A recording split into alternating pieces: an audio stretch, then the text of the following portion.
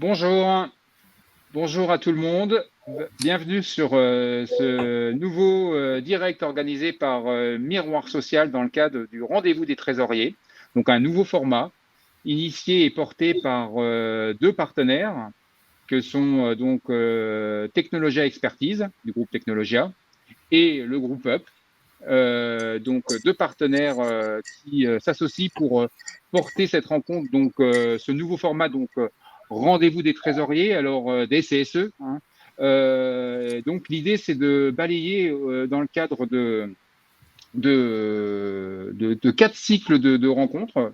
Donc aujourd'hui, c'est la première. Quatre cycles thématiques, les différents éléments financiers qui rythment la vie d'un CSE, des éléments très importants, essentiels, et un peu comment on les intègre dans la vie du CSE et comment on leur donne du sens. Alors, avec en toile de fond, quand même, alors par contre, il y a, il y a un bruit de fond, je sais pas qui. Je vous invite, les autres intervenants, mes collègues de salle, à couper vos micros voilà, c'est parfait. Merci beaucoup. Ça sera plus confortable pour tout le monde. Le rendez-vous du trésorier, pourquoi parler des éléments financiers et poser le sujet de cette façon-là au cours de quatre cycles, c'est qu'on voit bien, nous, sur Miroir Social, donc moi je me présente, j'en profite.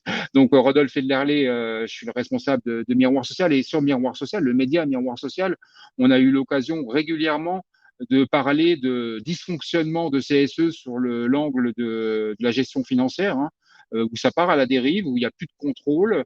Et je parle bien là des élus, hein, dans le cadre du CSE, avec l'image du pot de confiture. Hein, et ce qu'on voit, nous, dans les rapports, dans les enquêtes qu'on a pu mener, dans les papiers qu'on a pu faire, c'est que quelque part, c'est un peu rassurant sur la nature humaine, mais qu'on soit cadre, employé, quel que soit le statut, ça tape dans la caisse potentiellement si c'est pas cadré, s'il n'y a pas des règles, s'il n'y a pas un collectif qui est institué pour prendre ses responsabilités en partant du principe que cet argent-là, il n'est pas la propriété des élus, qu'ils sont en responsabilité par rapport aux salariés qui les ont élus, et il y a un devoir d'exemplarité, si on peut employer peut-être des grands mots, mais peut-être c'est parfois nécessaire au regard des dérives. Alors, il ne s'agit pas de généraliser les dérives. En tout cas, il y a un risque qui est caractérisé, et autant l'éviter. Parce que c'est des choses qui marquent. On va vous entendre, qui laissent des traces. Et en termes de légitimité sur la représentation des salariés, etc., c'est pas génial. Donc, si on peut s'éviter ça, et on y gagne sur tous les tableaux. Donc merci à UP et à Technologie Expertise de porter ce sujet qui est vraiment important. Merci à vous dans la salle de participer. N'hésitez pas à enrichir, hein, parce on va bien voir, et après j'en termine, mais on va bien voir dans le cadre de ces formats que l'expert comptable, le commissaire aux comptes, OK, sont là pour auditer, surveiller, valider valider certifier les comptes, mais pour autant, ça n'empêche pas, ça n'exclut absolument pas, au contraire, une action des élus collective pour réguler, pour éviter que ça parte en cacahuète, parce que l'expert comptable peut pas tout voir non plus. Et en termes de traçabilité, ça sous-entend une coordination. Ça sera un des sujets de cette matinée. Ah, Jean-Paul revient, super. Voilà, donc ça va vraiment être intéressant à illustrer ce matin sur cet angle-là. Donc, pour intervenir ce matin, groupe Technologie Expertise représenté par Jean-Hugues Roquel et Carlos Fernandez, donc deux représentants de Technologie Expertise, et le groupe UP avec Jamila Idjou. Toi, tu es élu CGT au CSE de UP, mais par ailleurs, tu es également, et c'est intéressant, on va l'entendre, tu es salarié également de la structure du CSE, d'une structure, on va dire, vous avez deux CSE, il y a un CSE dédié aux activités, aux missions économiques, et il y a un CSE, Un CACI. Un CACI, merci Jamila, qui est dévolu exclusivement aux activités sociales et culturelles. Donc, il y a 2 CSE, il y a 2 règlements intérieurs pour le prix d'un, et tu vas nous expliquer ça en tant que vraiment utilisatrice, parce que bien sûr, Up est un acteur au cœur des CSE par rapport aux solutions qu'il propose. Mais là, ça va être intéressant avec toi, on va voir si le cordonnier est bien chaussé, et donc avec vraiment une approche utilisatrice. Donc, pour commencer, donc Jean-Paul, j'espère que on a un problème de connexion avec Jean-Paul. Jean-Paul, tu nous entends? C'est parfait? Bon. Oui, oui, j'entends. Ok, bon. À défaut, moi je te vois pas. A priori, il y a des gens qui voient. C'est peut-être de mon côté qu'il y a un problème de débit. Enfin bon. Écoutez, on va partir. Et donc, on va commencer avec toi, Carlos. Excusez-moi, parce que quand même, j'ai oublié de présenter. Donc, Salvatore Caputo, tu fais toi aussi comme Jamila, bah, tu es élu. CFE-CGC chez Exide, sur la partie siège et entrepôt Ah ben, de Exide. Exide, en fait, vous êtes sur le créneau des batteries. Hein, c'est bien ça, voilà. exactement, Rodolphe, oui. Voilà, et vous êtes un petit CSE, on va dire, parce que c'est le périmètre que tu couvres, c'est 160, moins de 200 salariés, et au total, Exide en France, c'est 460, hein, à peu près, moins de 500 salariés. Donc, ça va Exactement. vraiment avoir un éclairage, on va dire, une PME. Jamila, avec toi, on a l'éclairage d'une ETI, d'une grosse PME, d'une belle ETI. Et Jean-Paul, avec toi, on a l'éclairage avec toi, tu es délégué syndical, enfin, tu es le secrétaire du CFTC pour HPE. Et ben, HPE, on va dire, c'est également maintenant une ETI. C'était peut-être auparavant une. Enfin voilà, vous êtes, il y a la croissance des effectifs, elle est inverse. Enfin, il y a pas, vous êtes en décroissance en termes des effectifs. Une question qui se pose, hein, en termes de CSE. Hein. Et vous représentez un périmètre à peu près 1000 salariés au total. Mais tu pourras préciser davantage ça dans le cadre, en plus, dans le cadre d'une fusion. Donc, on aura 3 éclairages élus. Voilà. Carlos, si on peut commencer avec toi, peut-être. Donc, tu es président de Technologie à Expertise. Oui. Si on peut voir avec toi comment toi, vu de ta fenêtre, toi tu es par ailleurs commissaire aux comptes, le rôle d'un règlement intérieur, pour toi, comment tu le places par rapport aux missions qui vous intéressent et l'importance que tu y accordes, et pour toi, quels sont les points saillants à mettre en avant tout pour être pédagogique à l'égard des élus et accessoirement auprès des salariés par ailleurs. Oui, alors merci Rodolphe. Oui, donc Carlos Fernandez, bonjour à tous, tout d'abord à tous et à toutes. Donc avec Jean-Hugues qui est présent avec nous ce matin, effectivement, nous accompagnons les CSE et nous les conseillons sur ces aspects qui sont en fait liés finalement à l'organisation de la gouvernance et à l'organisation du fonctionnement du CSE. Nous, effectivement, nous intervenons plus particulièrement sur les aspects financiers, soit en tant qu'expert comptable, soit en tant qu'auditeur, commissaire aux comptes. Et c'est vrai que pour parler précisément du règlement intérieur, bon, le règlement intérieur dans les CSE, c'est finalement le document qui va, pour schématiser, parler de la gouvernance, donc la façon dont s'organisent, sont prises les décisions, qui prend les décisions, comment, quel est le rôle respectif des membres du bureau, quelles sont les règles pour le vote des décisions. Enfin, tout ça, ce sont des choses qui sont très familières de notre parterre je dirais, d'élus qui sont avec nous ce matin. La question, c'est en fait, une fois qu'on a dit ça, parce que le règlement intérieur, je pense qu'il est présent dans la plupart des CSE, c'est comment est-ce qu'on va un petit peu plus loin et comment est-ce qu'on décline ensuite on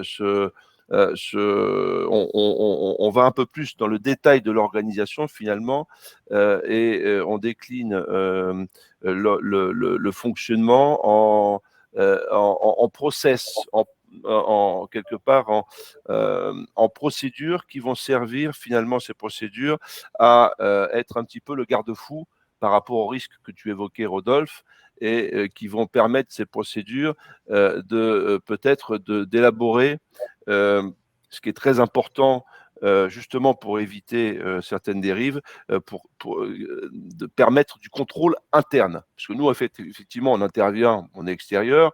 Alors, comme tu le disais, effectivement, on ne peut pas tout voir, hein, quand on est expert comptable, quand on est commissaire aux comptes, on met en œuvre je dirais des normes de travail qui nous permettent effectivement dans les grandes lignes d'éviter des problèmes, c'est vrai, mais il y a quand même le rôle, je dirais, des élus et plus particulièrement des membres du bureau et plus particulièrement encore du trésorier, qui sont là pour être quelque part les garants du bon fonctionnement du CSE.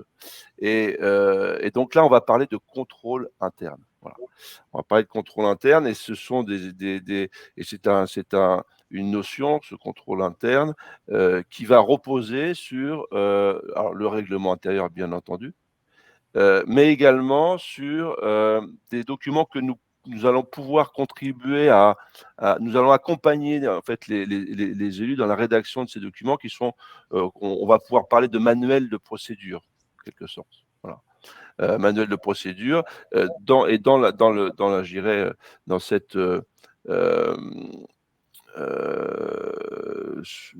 dans ce groupe de manuels de procédure, nous pouvons également y inclure un guide des relations entre ce que nous avons l'habitude de faire, nous, quand nous arrivons dans un CSE, c'est que nous allons proposer un guide de fonctionnement des relations entre le CSE, les élus, hein, et l'expert comptable. Puisque bon, le commissaire aux comptes, c'est un peu à part, parce que le commissaire aux comptes, lui, il intervient dans un cadre très rigide, qui est le code de commerce et le code de travail.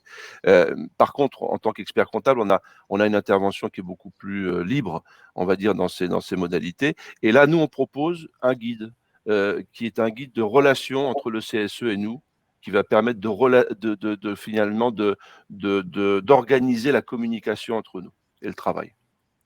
Voilà. Voilà ce que je pouvais dire. Je ne veux pas monopoliser la parole. Voilà, Rodolphe, Parfait. je te rends la parole. Merci Carlos pour cette introduction, cette mise en bouche. S'il y a des questions, bien sûr. Voilà. Voilà. Merci à toi. N'hésite pas, on prend de toute façon, sachez-le, hein, les questions que vous posez dans le chat ou dans la partie questions, on essaie de les prendre au fil de l'eau. Donc, il n'y a pas un moment question dans le cadre de cette matinée qu'on déroule.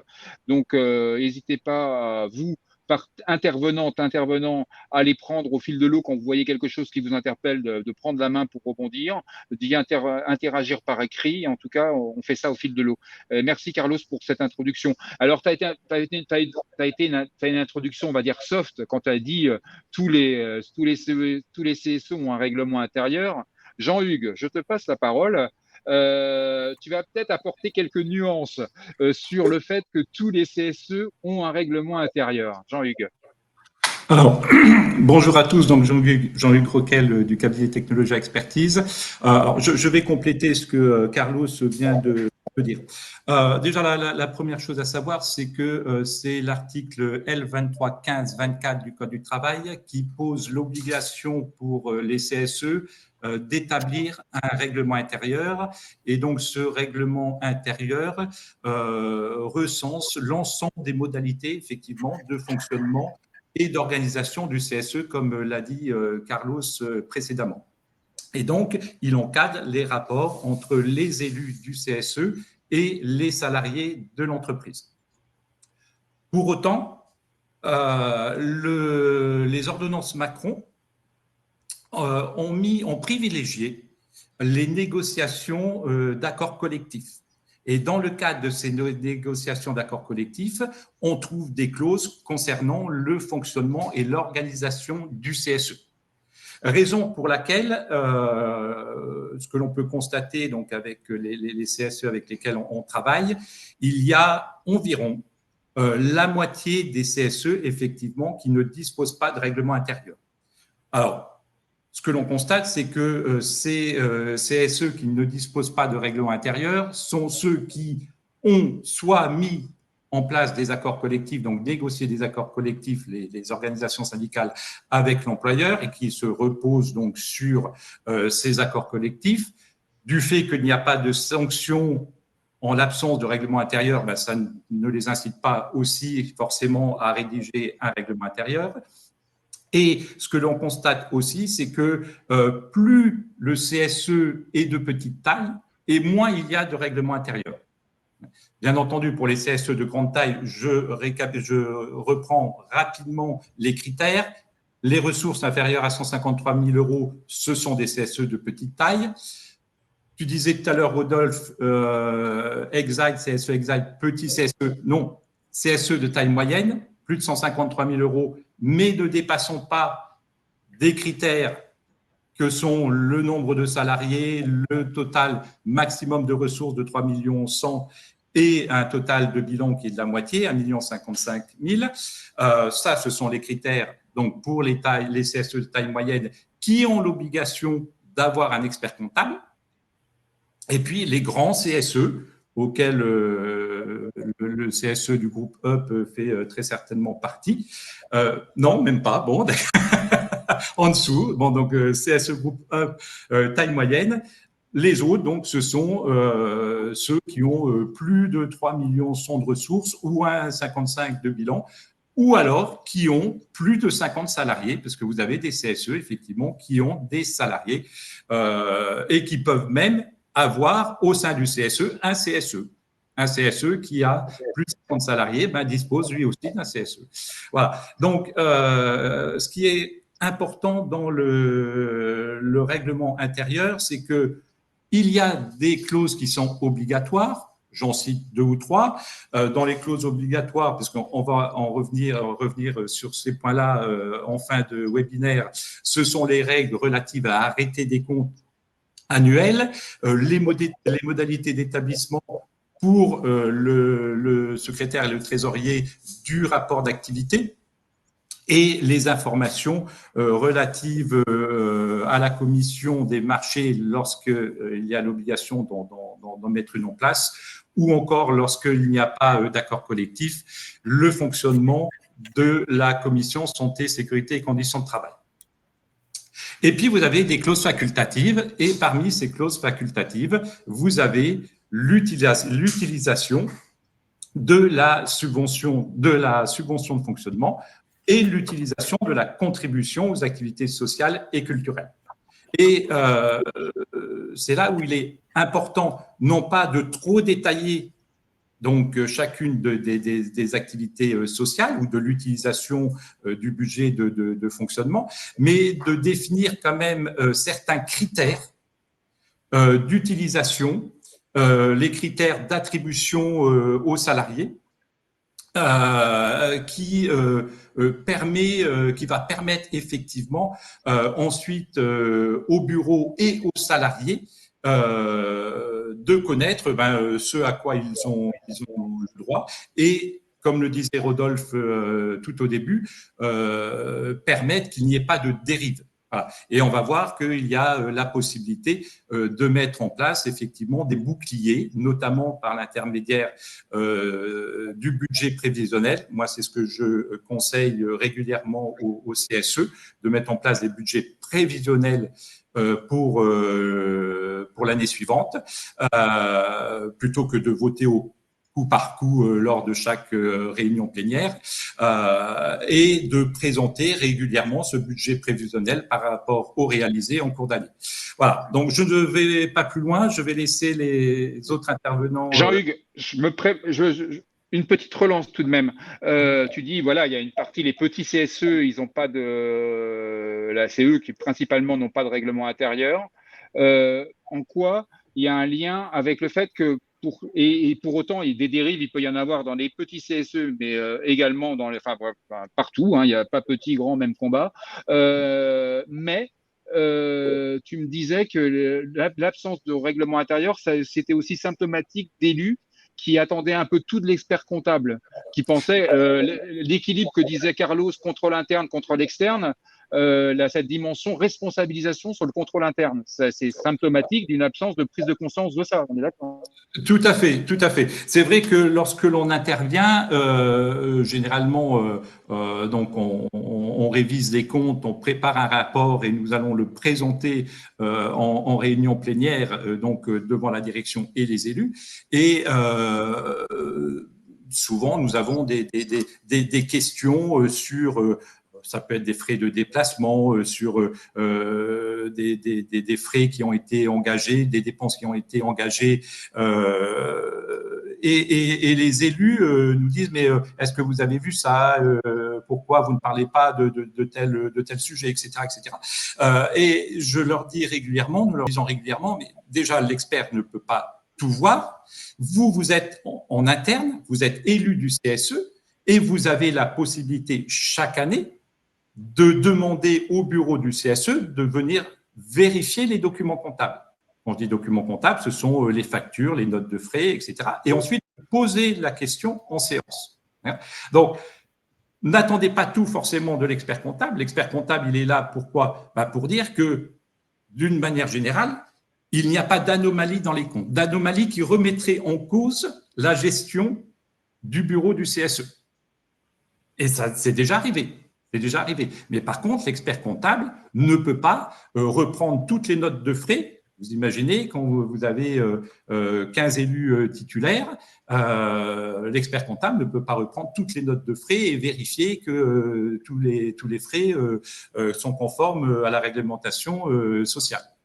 Voilà, donc c'est un travail, je dirais, complémentaire entre l'expert comptable, le bureau, mais aussi les élus. Les élus ont la possibilité de regarder les éléments comptables et de poser des questions en séance. Merci Jean-Hugues pour ces précisions. Alors, on va passer au témoignage. Alors, si tu peux, alors Dorothée a répondu pour toi, Jean-Hugues, sur il y avait une question sur l'article, la référence de l'article sur l'obligation du règlement intérieur. Il y a une autre question, elle est plus générique, mais ça, sur le recours à expert comptable, tu l'as un peu exposé sur en fonction des catégories. Je ne sais plus le seuil minimum pour un expert comptable, si tu peux nous le rappeler, Munier. Alors, je vais le rappeler, je vais l'écrire, c'est 150 000 € de ressources. Moi, c'est ça, ok, voilà. Je vais le mettre dans le chat. Merci à toi.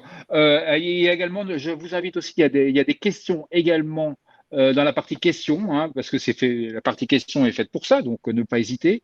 Et donc, je vous invite aussi à les regarder et je regarderai ça. On va les suivre. Merci à toi, Jean-Hugues. Jamila.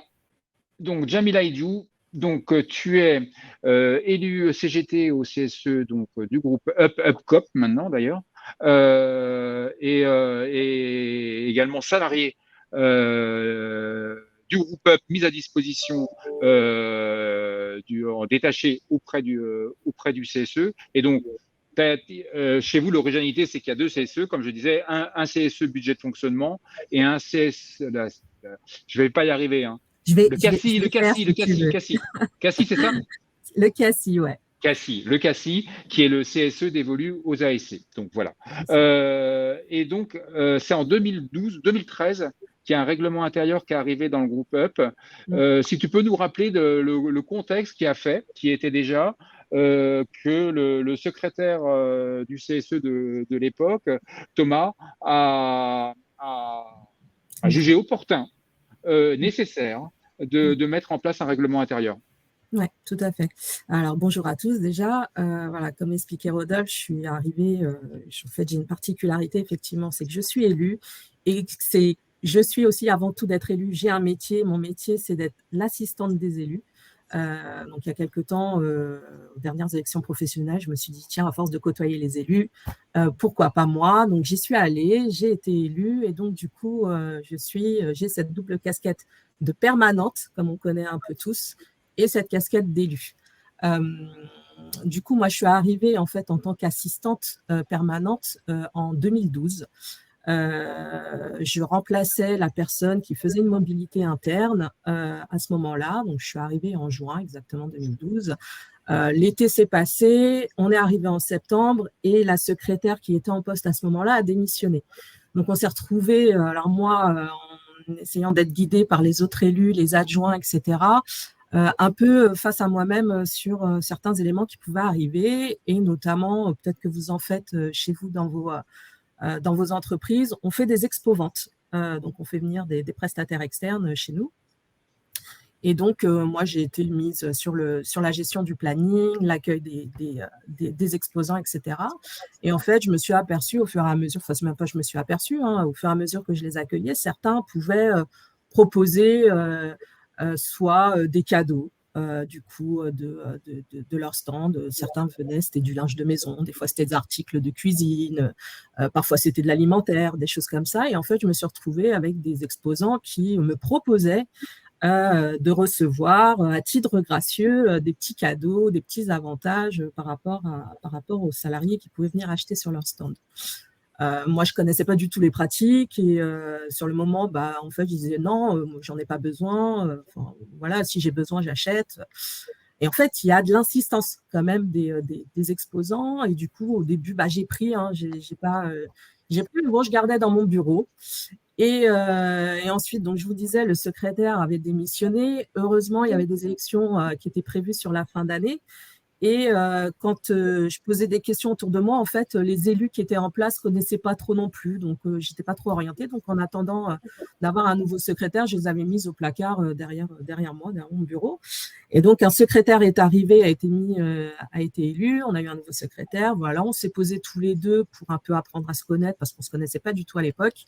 Je lui expliquais comment je fonctionnais, ma façon de travailler, puis lui, ce qu'il attendait de moi. Et donc, on est arrivé à parler des expos-ventes, comment c'était géré, comment ils étaient sélectionnés, etc. Et puis, je lui ai fait part du fait que, à la fin des expos-ventes, il m'offrait des cadeaux. Et je lui disais, voilà, les cadeaux, ils sont dans le placard, si tu veux les voir. Donc, on a ouvert le placard et il a vu qu'il y avait plein de cadeaux. Il me dit, mais t'en fais quoi? Je lui dis, pour l'instant, j'en fais rien, parce que je ne sais pas ce qu'en faisaient les autres. Donc, on s'est posé la question. Du coup, on en a parlé lors d'une réunion, et en fait, même les autres élus étaient, autant les nouveaux que les anciens qui avaient été réélus, avaient été un peu surpris, parce qu'ils n'avaient jamais eu connaissance de ce type de cadeau qu'ils pouvaient avoir. Donc, du coup, ils ont été informés à ce moment-là, en tout cas pour les anciens, et se sont dit, mais attendez, ça veut dire que s'il y en avait là, enfin, si tu en as là, ça veut dire qu'il y en avait déjà avant, et on n'en voyait pas la couleur, et on ne savait même pas que ça se produisait, en fait. Donc, on a décidé à ce moment-là de se dire, voilà, qu'est-ce qu'on fait de ça? On s'est posé, on a réfléchi à ce qu'on devait en faire. Et au final, on s'est décidé à organiser, alors il y a un marché de Noël qui est organisé chez nous dans nos locaux en fin d'année. Et en fait, on a décidé à ce moment-là de récolter ces cadeaux et de les proposer en lot. On fait une tombola en fin d'année et de les proposer en lot aux salariés contre l'achat d'un ticket. Voilà. Donc, à ce moment-là, on a décidé de faire ça. À ce moment-là, mais c'est vrai qu'avant, ce n'était pas du tout quelque chose a priori qui était géré. Alors, j'incrimine personne, je ne sais pas ce qui s'est passé avant que j'arrive, mais en tout cas, ces lots existaient déjà avant. Et voilà, comme disait Rodolphe tout à l'heure, voilà, je pense que des fois, c'est un peu facile, on est attiré, il y en a certains qui ne résistent pas, et puis voilà, donc je présume que certains en a profité en fait de cet avantage. En tout cas, nous, on a décidé sur les avantages comme ça de plutôt les redistribuer aux salariés, que de les redistribuer même au sein du CSE même. Merci, ouais. Djamila. Ça m'amène à la question, c'est, donc voilà, tu as parlé la problématique des expos, comment vous l'avez intégré. Vous avez intégré tout ça dans le règlement intérieur. Hein. Oui. Règlement intérieur qui a la spécificité, on ne le retrouve pas partout, de clairement poser la question des sanctions. Si en cas de manquement aux règles édictées, mentionnées dans le règlement intérieur, hein, par vote, etc., les choses sont clairement affichées. Vous avez intégré également la notion de double remboursement, de double validation, oui. Trésorier, secrétaire. Lorsqu'on fait des règlements, c'est quoi la motivation, par exemple, d'avoir est-ce que c'était quelque chose qui préexistait, cette histoire de double validation? Alors, à l'époque, effectivement, on n'était pas du tout outillé. Aujourd'hui, on est avec un logiciel de gestion pour le salarié, pour les élus. Et en fait, à l'époque où je suis arrivée, c'était du tableau Excel, du papier, de la paperasse. Enfin, vraiment, c'était à l'ancienne, hein, comme on l'a tous un peu connu. Aujourd'hui, on s'est professionnalisé, mais en tout cas, c'est vrai que ce contrôle se faisait grâce aussi à cette double signature avec, en tout cas sur les paiements, quand on faisait des règlements avec impérativement la signature du trésorier et la signature du secrétaire. Et si l'un était absent, c'était l'adjoint c'est toujours d'ailleurs, l'adjoint qui prend la relève, mais aucun minimum sur les paiements, quel que soit le montant, c'est une double signature. Ça permet un contrôle sur les paiements qui sont faits et qui sont être amenés à faire. Donc, voilà, sur ça, effectivement, on exige la double signature sur les paiements, sur tous les paiements. OK. Jamila, alors je me permets, je vous ai mis en partage. Merci à Jamila, pareil pour Salvatore et pour Jean-Paul qui ont accepté de partager leur règlement intérieur. Il n'y a pas de secret défense dedans, mais voilà, en tout cas c'est du boulot respectif pour chacun parce que c'est spécifique. Et donc, bien sûr, les copier-coller là, ça n'a pas grand sens, mais en tout cas ça peut donner des idées. Et donc, on vous partage. Je vous ai mis en partage là le règlement intérieur du CSE, donc c'est la partie mission de fonctionnement. Vous les recevrez par ailleurs. Mais profitez-en, faites votre marché là, vous pouvez donc le télécharger. Et dans 2 minutes, je mettrai le règlement intérieur du CACI et donc sur la partie ASC. Donc, si ça vous intéresse de choper le règlement intérieur de HUP, c'est maintenant, c'est le moment. Et vous avez un petit nuage en haut à droite là, et qui vous permet de télécharger le doc. Donc, je laisse 2 minutes et Jamila. Est-ce que tu permets que je réponde aux questions qui sont posées là du coup en direct? Bien sûr, vas-y. Donc par rapport à l'argent des tombolas, oui, effectivement, c'est considéré comme une recette, mais le CSE n'est pas censé gagner d'argent. Donc en fait, c'est l'argent de vente des tickets sont reversés à des associations derrière chaque année quand on fait un marché de Noël et une tombola derrière. En fait, la tombola soutient une association qui est choisie par les élus chaque année et on reverse les fruits des bénéfices en intégralité à l'association en question. Et sur les voyages, il y avait aussi effectivement sur les voyages, donc nous, on en propose beaucoup. Nous, nos bénéficiaires sont avides des voyages chez nous. Effectivement, on a des prestataires qui peuvent nous proposer notamment des Duc-Tour. Donc, Duc-Tour, c'est le voyage qui est raccourci. On fait le même voyage, mais en un peu moins de jours, totalement offert par le prestataire. Donc, en général, c'est pour effectivement vendre son voyage.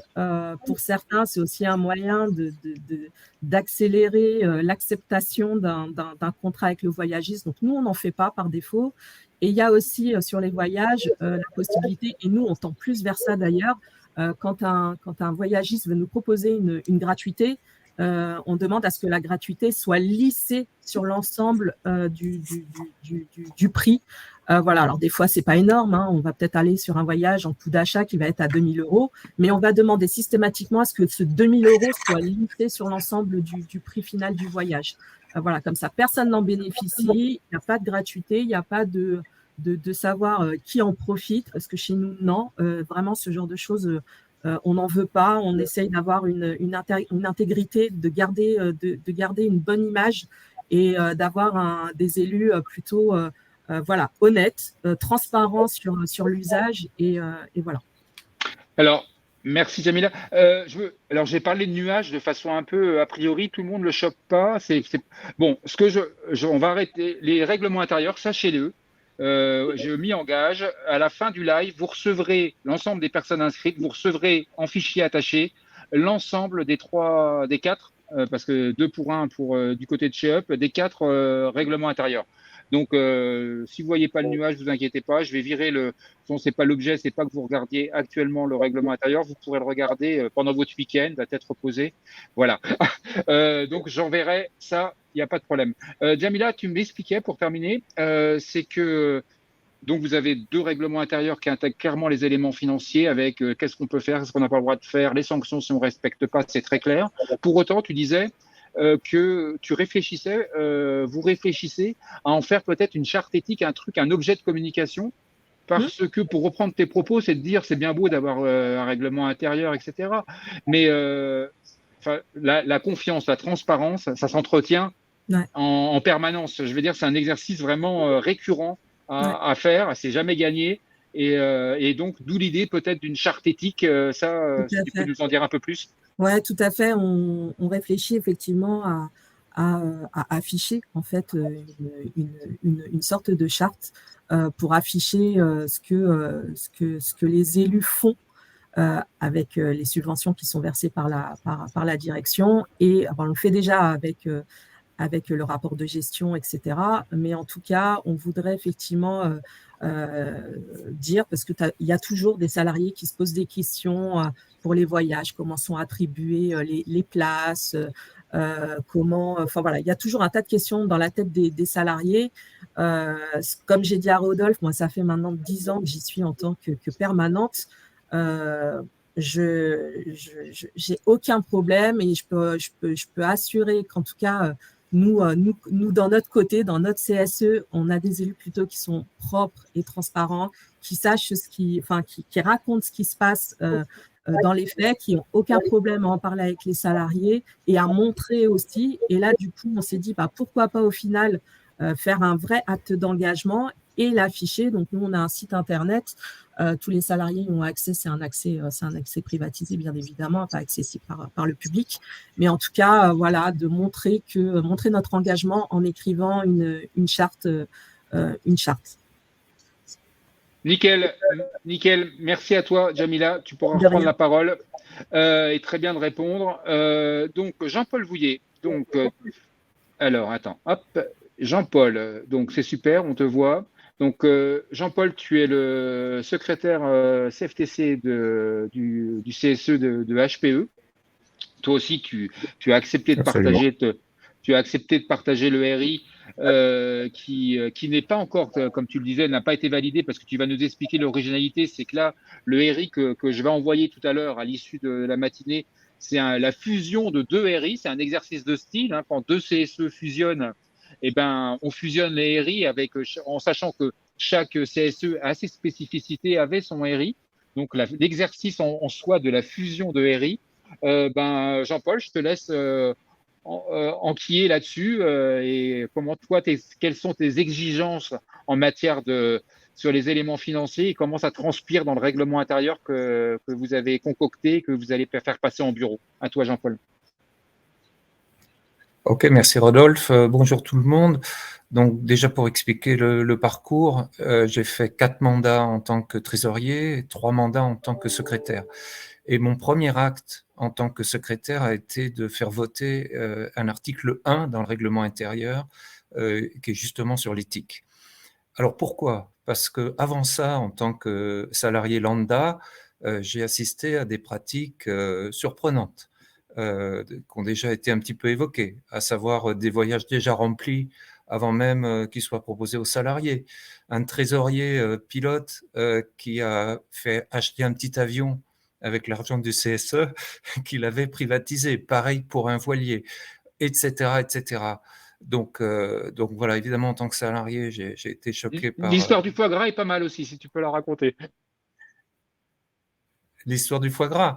Oui, un fournisseur de foie gras qui offrait un séminaire au syndicat majoritaire qui passait d'énormes commandes chaque année, etc. Bref, donc toutes ces pratiques ont conduit en partie à mon engagement et à ma volonté de nettoyer les écuries d'Augias, pour reprendre une expression. Ce que je pense, c'est que et on a beaucoup à être convaincus, c'est que la confiance des salariés, mais aussi des autres représentants du personnel, s'obtient en étant absolument irréprochable.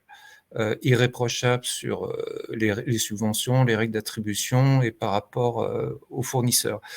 Donc, comment est-ce qu'on est éthiquement irréprochable ? Le règlement intérieur aide énormément pour faire en sorte qu'il n'y ait aucun détournement de subvention, aucun avantage inacceptable pour les élus. On est aidé par notre entreprise, qui est une société américaine, Hewlett-Packard, et qui est impitoyable en ce qui concerne les règles éthiques, sans arrêt des formations, etc. Donc, c'était assez simple d'appliquer ces règles dans le cadre de notre règlement intérieur. Et ce règlement intérieur dit explicitement que les cadeaux fournisseurs sont interdits, sauf s'ils dépassent les relations normales client-fournisseur. Avec un exemple que vous verrez dans notre règlement intérieur, c'est que par exemple les petits objets publicitaires sont admis, mais les voyages d'études, Jamila en a parlé, sont absolument proscrits. Et en ce qui concerne la gratuité éventuelle de voyage d'un fournisseur, on applique exactement la même règle que le CSE de Jamila, à savoir la gratuité éventuelle est redistribuée pour baisser le coût du voyage. Quand je dis que la confiance des autres représentants du personnel est essentielle, c'est que nous, on a notre taille de CSE, on sert 800 salariés aujourd'hui, on va en servir 1300 dans le cadre d'une fusion à partir du 1er juin. La présidence de la commission des marchés qui est obligatoire, vu la taille de notre CSE, a été confiée à un autre syndicat. Voilà, c'est un exemple. De fait, petit à petit, le CSE, je pense, est vu comme un CSE extrêmement éthique. Et en ce qui concerne la fusion, c'est le terme diplomatique. En réalité, il s'agit d'une absorption d'un CSE vis-à-vis d'un autre CSE. Et ça sera ma 3e grosse fusion. Après celle de Compaq, après celle d'EDS, ça va être ma 3e grosse fusion. Au 1er juin, j'y travaille avec toute une équipe depuis 1 an. Et l'autre CSE que l'on absorbe, c'est l'autre filiale d'HPE, un mode de fonctionnement qui est différent. Et pour que cette fusion soit vraiment une fusion par le haut, réussisse, il est indispensable de prendre en compte les spécificités de leur fonctionnement. Quelles sont-elles? Ils ont 3 sites relativement importants, alors que nous, on a un très gros site et des petites agences. Et ces 3 sites importants ont une autonomie budgétaire dans le cadre de COS, à savoir des commissions d'œuvres sociales. Et donc, c'est cet exercice de centralisation et de décentralisation budgétaire qu'on est en train de mener dans le cadre de ce projet de règlement intérieur. Attention, ce que vous allez recevoir, c'est un projet, il n'est pas voté, c'est ce qui est discuté actuellement et présenté à un vote dans un CSE commun. Ça aussi, c'est très important. Le vote de ce règlement intérieur se fera lors du dernier CSE de l'autre CSE dans un CSE commun. Donc voilà, et toutes ces règles, ces fusions, à chaque fois, sont l'occasion d'enrichir le règlement intérieur tout en enrichissant aussi nos règles d'éthique. Voilà, Rodolphe, je ne sais pas si tu as d'autres questions. Moi, je n'entends plus là. Excusez-moi, je parle tout seul. Excusez-moi, je parle tout seul. Oui, je projette le règlement intérieur au cas où quelqu'un verrait en haut à droite, il y a un truc. Normalement, je ne sais plus à quoi ça représente la signalétique, mais normalement, j'ai paramétré pour que vous puissiez le télécharger. Mais je confirme, je réitère que vous allez le recevoir par mail. Mais bon, a priori, est-ce que il y a le nuage. Il y a des gens qui voient le nuage. Bah voilà, quand même. Donc, je vais le laisser. Et je remettrai au fil de l'eau les. Donc, vous pouvez charger le projet de Jean-Paul. Hein. Voilà. Oui, alors, parfait. Rodolphe, si tu permets, donc, j'ai dit ce projet de règlement intérieur, c'est respecter, enfin, c'est des règles de centralisation, de décentralisation, mais c'est aussi des règles de souplesse budgétaire. Et donc, c'est pour ça que on a un budget qui existe, mais qui reste souple. Il reste souple parce que il faut que si un projet arrive en cours d'année, un projet collectif, parce que c'est ce qui est le plus dur à faire dans un CSE. La redistribution, c'est facile, mais le rôle d'un CSE, c'est de faire du collectif, c'est ce qui est le plus dur, ce qui prend le plus de temps. Et donc, pour privilégier les projets collectifs qui arrivent en cours d'année, qui n'ont pas été dans un budget prévisionnel, on a des règles qui font que jusqu'à 5 000 €, c'est le projet du mois de mai, le bureau décide, donc très vite, et dans le bureau, tous les syndicats sont représentés chez nous. Et puis, au-delà de 5 000 €, c'est un vote en plénière. Donc, en un mois, la décision d'un projet collectif absolument imprévu peut être prise. Et voilà, c'est un mélange de rigueur, de souplesse, de centralisation, et de confier aussi des postes de contrôle à d'autres syndicats. C'est ça qui fait que ça marche. Et ça va être intéressant, et je pense que Jean-Hugues, si tu veux intervenir direct, Jean-Hugues, là-dessus, l'importance d'un point que tu viens de souligner entre la décision qui va être prise en bureau et la décision qui va être prise en plénière en fonction du taux d'engagement, du besoin de financement. Je pense que c'est très important. Jean-Hugues, tu veux peut-être rebondir là-dessus d'ores et déjà sur cette importance, sur les rôles. Carlos en parlait, l'importance d'un règlement intérieur, c'est d'identifier qui fait quoi, etc., et les rôles de chacun. Et l'importance d'avoir des décisions, pas simplement en bureau. Parce que, Jean-Hugues, après je te passe la main, parce que je pense que c'est intéressant de t'entendre là-dessus, c'est quand il n'y a pas de règlement intérieur, en fait, toutes les décisions vont se prendre en bureau, alors que certaines mériteraient de se prendre en plénière. Alors, Jean-Hugues. C'est effectivement ça. Généralement, lorsque je travaille avec les CSE, je leur rappelle les règles. Et les règles, c'est qu'un CSE fonctionne exactement comme notre démocratie. Vous avez un pouvoir législatif, un pouvoir exécutif, je mets de côté le pouvoir judiciaire, et puis vous avez des commissions. Le pouvoir législatif dans un CSE, c'est ce que l'on appelle l'instance collégiale, c'est-à-dire les élus réunis, donc qui sont en réunion plénière et qui votent. Et ensuite, vous avez le pouvoir exécutif, qui est le bureau qui exécute les décisions prises par l'instance collégiale. Et comme le disait Jean-Paul précédemment, il faut qu'il y ait des règles, que ces règles soient bien comprises de tous, et que le trésorier et le secrétaire ne peuvent pas faire comme ils souhaitent dans la gestion du CSE. Donc, tout part de l'instance collégiale du CSE. Et ensuite, le bureau applique et présente une fois par an, donc lors des comptes annuels et du rapport de gestion de son activité, mais il peut le faire aussi régulièrement, notamment si c'est prévu dans le règlement intérieur. Il peut présenter des situations trimestrielles ou semestrielles de sa gestion. Très bien. Et là, tu fais une avance, sachant que je précise d'ores et déjà qu'en fin de live, tu présenteras un peu justement un point d'actualité en lien avec le sujet qu'on traite. Là, c'est sur la clôture des comptes. Et là, tu viens de l'illustrer. Le règlement intérieur peut avoir participé au processus de clôture des comptes et peut être acté dans le processus de clôture des comptes et pour l'éclairer au maximum. Merci. Simplement, j'interviens 30 secondes. La clôture des comptes, c'est une clause obligatoire dans le règlement intérieur, ça doit y figurer obligatoirement. Et je réponds à Chantal qui indique qu'un syndicat est majoritaire et passe des points en force. Alors, c'est le système démocratique. Si effectivement un syndicat est majoritaire, après il y a un vote et effectivement c'est la majorité qui l'emporte.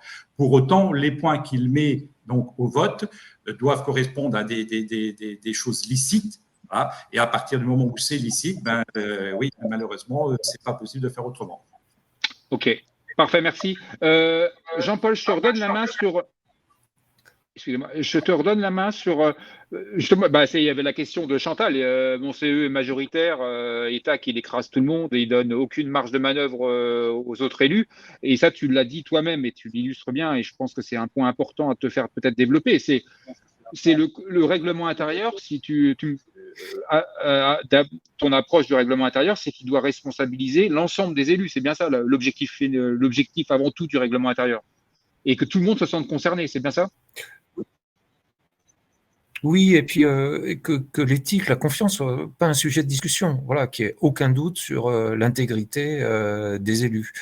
Voilà, donc ça s'est pas fait du jour au lendemain, hein, mais aujourd'hui, je suis secrétaire du CSE, mais mon étiquette CFTC n'apparaît pas. Je fais attention de faire en sorte que tout le monde soit traité de la même façon, que tous les élus qui ont une contribution à payer, quel que soit leur syndicat, puissent l'apporter, et le résultat de tout ça, avec un expert comptable qui a également la confiance de tous les élus, tous nos votes sont à l'unanimité. Mais ça n'a pas été simple. Voilà. Mais aujourd'hui, voilà, je suis assez content parce que ça se passe comme ça. Le système électoral fait qu'il y a une forte concurrence entre les syndicats, c'est comme ça. Mais néanmoins, il y a moyen de travailler intelligemment ensemble, mais beaucoup de CSE, je le comprends, ne sont pas dans ce cas de figure. L'autre chose peut-être que je pourrais rajouter, c'est que dans le cadre de la souplesse budgétaire, tous les 6 mois, il est présenté un point d'étape budgétaire. Ça permet de mieux préparer le budget suivant. Sinon, si c'est tous les ans, c'est pas possible. Et d'autre part, on est obligé d'engager des projets sur 2024. Alors que le budget 2024, notre année calendaire, n'est pas encore connu. En plus, on a des élections en novembre, donc c'est le nouveau CSE qui déterminera le budget 2024. Mais on fait des votes sur 2024. Avec les règles qu'on a, simplement, si c'est un projet de plus de 5 000 euros, il passe en plénière et on l'adopte. Et puis le CSE suivant, il devra respecter les contrats passés avec les fournisseurs. Merci Jean-Paul. Parole à Salvatore Caputo. Alors, donc toi, tu es donc trésorier pour le coup du CSE d'Exid, donc sur la partie siège, comme je le disais. Vous êtes accompagné, vous, par Technologia Expertise, hein, et donc, vous avez le règlement intérieur, c'est le plus neuf. Enfin, le plus neuf, non, c'est pas le plus neuf. Enfin, on a validé, c'est le plus neuf, on va dire, parce que donc il y a eu les élections professionnelles sur ton périmètre en 2019, et dès 2020, vous avez mis en place un règlement intérieur. Et quand on cadrait, quand on a préparé ton intervention, Salvatore, si tu m'expliquais qu'il y avait eu là pour le coup un truc qui a marqué au fer rouge, entre guillemets, la société, c'est-à-dire que là, il y a un trésorier qui a complètement déconné et il y a 20 ans, mais ça s'est traduit par un procès, par une action pénale, et ça a laissé des marques, des stigmates pour le moins. Et donc, c'était pour toi indispensable de se doter d'un règlement intérieur. Si tu peux nous raconter ça, et un peu avec, comme la même question qu'a Jamila et Jean-Paul, hein, avec quelle approche et comment vous l'avez caractérisé dans votre règlement intérieur. Oui, donc bonjour à tout le monde. Effectivement, comme vous a été expliqué, nous, on a mis en place ce nouveau règlement intérieur en 2020. Les élections, ils ont eu en 2019. Et donc, la première étape, c'était une volonté du nouveau secrétaire qui a amené un nouveau élan et une nouvelle gestion un petit peu plus modernisée aussi du CSE. Et on a retenu nécessaire, effectivement, mettre en place un règlement intérieur pour surtout montrer une certaine transparence vis-à-vis des salariés, de la gestion du CSE. Surtout, effectivement, que dans les années, avant les années 2000, il y a eu cet événement, je ne sais pas comment le définir, parce qu'effectivement, il y a eu un trésorier qui a vidé les caisses du CSE et qui s'est traduit effectivement par un procès.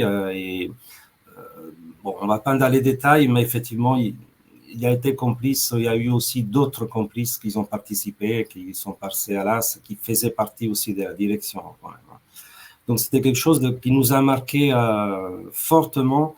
Et donc, on a retenu opportun de mettre en place ce règlement intérieur qui est, pour moi, c'est qu'un début, parce qu'un règlement intérieur, il faut faire vivre, il faut l'améliorer avec les changements de situation. Mais déjà, c'est un premier pas qui permet de figer certaines règles et que les salariés soient conscients que les subventions qui sont versées, que c'est leur argent, que c'est pour eux, est distribué correctement sans qu'il y ait des abus. Donc, pour ça, dans ce règlement, on a prévu effectivement, pour bénéficier de certains avantages, des formalités, donc des pièces justificatives en original, des factures, qui peut bénéficier, qui ne peut pas bénéficier des avantages, etc. Donc, comme je disais, c'est quelque chose qui doit vivre. Et nous, on a une politique avec cette nouvelle équipe qu'on a créée de transmettre et d'informer les salariés que les élus du CSE, ce n'est pas des personnes qui sont planquées, parce que dans le passé, il y avait comme dans plusieurs CE, il y a cette façon de penser que c'est des personnes qui sont planquées, qui sont là pour faire rien, qui profitent du système, etc.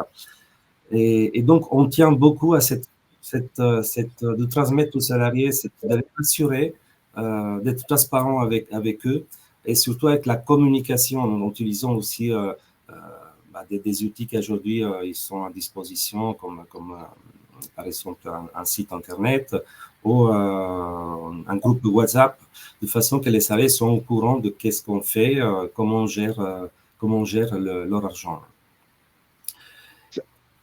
Salvat, ouais, sinon, ouais, dans le règlement intérieur, je me permets de rebondir sur. Vous avez par exemple, il y a chez vous, la double signature s'impose, trésorier secrétaire.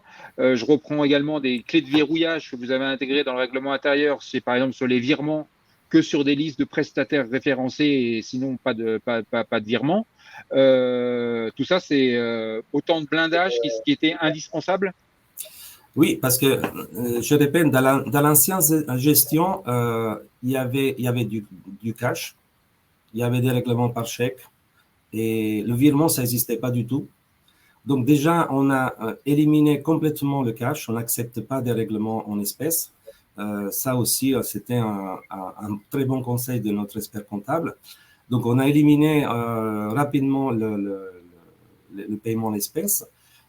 Et progressivement, on a éliminé aussi les paiements par chèque. Parce que par virement, il y a une traçabilité qui est meilleure. Et en plus, ça permet aussi la double validation du règlement trésorier et secrétaire, étant donné que le secrétaire, il n'est pas sur place, il est dans le sud, à Marseille, au soleil. Il y a un autre point sur votre règlement intérieur, en termes où vous faites œuvre de transparence sur les avantages, les conditions d'exercice du mandat, et par exemple sur les déplacements des élus. A priori, le règlement intérieur, les indemnités kilométriques qui sont versées par le CSE sont plus intéressantes que celles de l'entreprise à l'égard de ses salariés dans le cadre de leur déplacement professionnel. Ça, par contre. On respecte la règle, le barème URSSAF. Donc, on ne dépasse pas. C'est plutôt la société qui, pour des raisons d'économie, il indemnise les salariés avec une indemnité kilométrique inférieure. Donc, on le fait dans le respect des règles, donc des règles URSSAF, on n'abuse pas. Et surtout que pourquoi on a adopté ça, c'est parce que, comme dans plusieurs CE, on a un certain nombre d'élus, mais les élus qui sont vraiment sur le terrain, c'est presque la moitié. Et donc, on dédie beaucoup de temps, on dépasse même des ordres de délégation qui nous sont attribués. Donc, si après, on doit perdre aussi de l'argent avec son véhicule personnel, je trouve que c'est pas mauvais d'indemniser à la juste valeur le salarié. Ouais. Et accessoirement, ça peut tirer vers le haut la négociation. Enfin, il n'y a pas de négociation sur ce genre de sujet, mais sur les indemnités kilométriques pour les salariés, pour l'ensemble des salariés.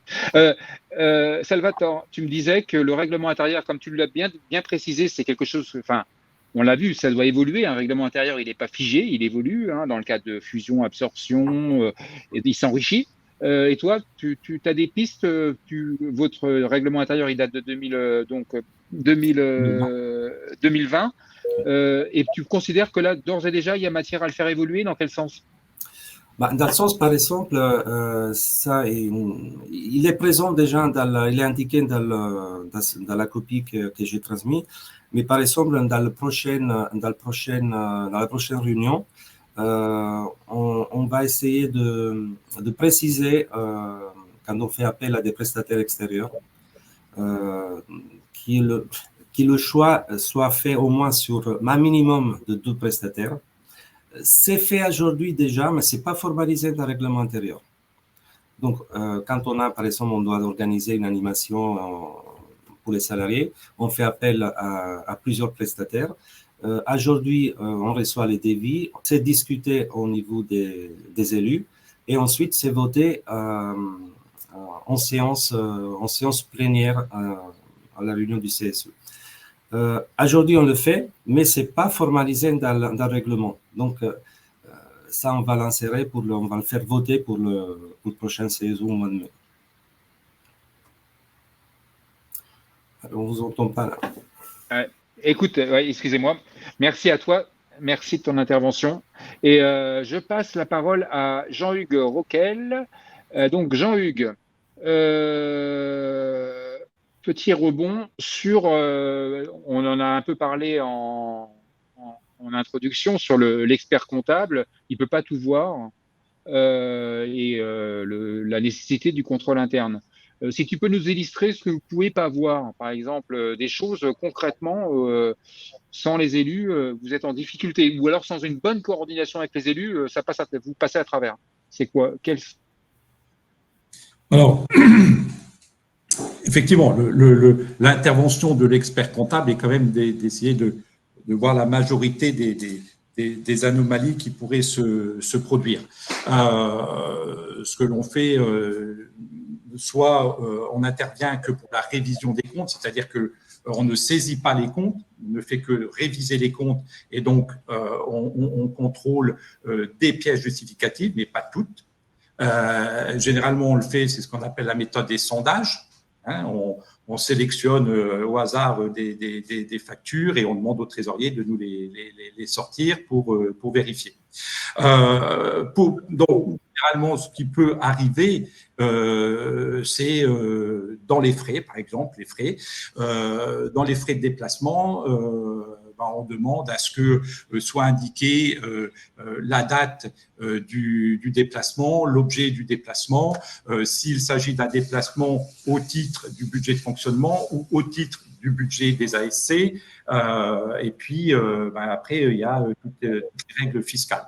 Donc, nous ne sommes pas là pour aller vérifier que l'élu qui indique sur sa fiche de frais une date de déplacement, nous ne sommes pas là pour aller vérifier que s'il a mis que ça concernait le budget des ASC pour se rendre à tel endroit, qu'il sait bien que ça concerne bien cet objet-là. Donc voilà, c'est des choses sur lesquelles on ne peut pas voir. En revanche, les autres élus, en venant contrôler les pièces justificatives, peuvent avoir la main dessus. Voilà. Et peuvent se dire, c'est pas possible, ce jour-là, non, cet élu-là n'était pas à l'endroit qu'il indique. Voilà. Donc, il s'est fait rembourser des frais qui ne correspondent pas à cet objet-là. Voilà. Donc, ce sont le genre de choses que l'on ne peut pas voir. Après, il y a des choses que l'on voit, quelques exemples, puisque Jean-Paul a cité une anecdote tout à l'heure, moi je peux en citer aussi beaucoup. Un CSE, c'était lors de la Coupe du Monde 2018, qui avait organisé chaque soir où l'équipe de France jouait des barbecues avec une vingtaine de salariés présents.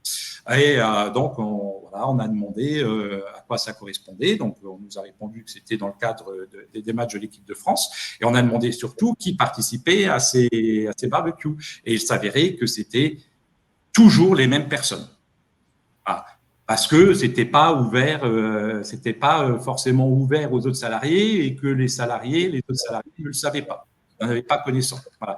Donc, c'était, on va dire, l'utilisation d'un budget qui n'était pas en soi pas illégal si ça avait été ouvert à tous les salariés avec voilà, des personnes différentes à chaque match de l'équipe de France.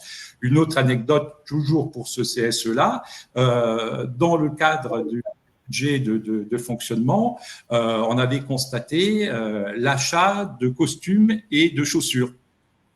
Donc, pareil, on a posé la question. Et la réponse qui nous a été donnée, c'est ben oui, quand on rencontre la direction lors des réunions plénières, les membres de la direction sont bien habillés, donc nous, il faut que nous soyons bien habillés aussi. Ah. C'est des choses qu'il faut au fur et à mesure lorsqu'on est en contact avec les élus. Vous avez aussi autre exemple sur lesquels que l'on a pu constater dans le cadre de nos missions, des paiements qui étaient réalisés sur la base de devis et non de factures. Et on s'aperçoit par la suite que il s'agissait de faux règlements. Donc, ce sont des choses que l'on peut constater, et puis d'autres que l'on ne constate pas lors de nos contrôles. Et c'est là où il est très important que l'ensemble des élus se sentent une responsabilité au sein du CSE et se disent, et là j'interviens, je réponds à Chantal, se disent, ce n'est pas parce que nous sommes minoritaires au sein du CSE que l'on n'a pas le droit d'exprimer notre opinion, et surtout que l'on ne peut rien faire. Si vous pouvez faire quelque chose, c'est tous les ans demander au bureau de venir contrôler les pièces justificatives et ensuite de poser des questions. Pourquoi tel achat? Pourquoi tel frais de déplacement? Nous n'avons pas été informés de telles dépenses, ce n'était pas dans le cadre du budget prévisionnel, ce n'était pas dans le cadre, nous n'avons pas voté lors d'une réunion plénière. Pour quelle raison? Donc, ce n'est pas parce que nous sommes en minorité qu'on ne peut pas quand même exprimer l'opinion et donner un avis. Jean-Luc, quel est le degré de vigilance quand elle arrive de l'URSSAF, des inspecteurs de l'URSSAF sur la récurrence des usages par exemple, l'exemple que tu parlais dans le barbecue avec toujours les mêmes salariés, à quel moment ça pose un problème pour l'URSSAF? Alors, très, très bonne question. La première chose que les URSSAF vont vérifier, il y a le budget de fonctionnement et le budget des ASC. Le non-respect de la durée de la fongibilité des budgets, c'est-à-dire le fait d'engager une dépense, par exemple ASC, sur le budget des AEP. Ça, c'est strictement interdit. En revanche, les URSSAF ne vont pas se poser la question de savoir si les budgets ont bien été utilisés. En revanche, eux, ce qu'ils vont vérifier, c'est de savoir si les salariés n'ont pas bénéficié d'avantages en nature. Et pour ça, il y a des règles. La première des règles, ce sont les bons cadeaux. Et les bons cadeaux, ils sont limités à 5% du plafond mensuel de la sécurité sociale. Et ces bons cadeaux peuvent être achetés dans le cadre d'événements qui sont bien précisés par les URSSAF. Régulièrement, quand je dis régulièrement, c'est 1 à 2 fois par an, j'ai des trésoriers qui m'appellent en me disant on voudrait faire des bons cadeaux à l'occasion des fêtes de Pâques. Ce n'est pas un bon cadeau qui rentre dans le cadre des URSSAF.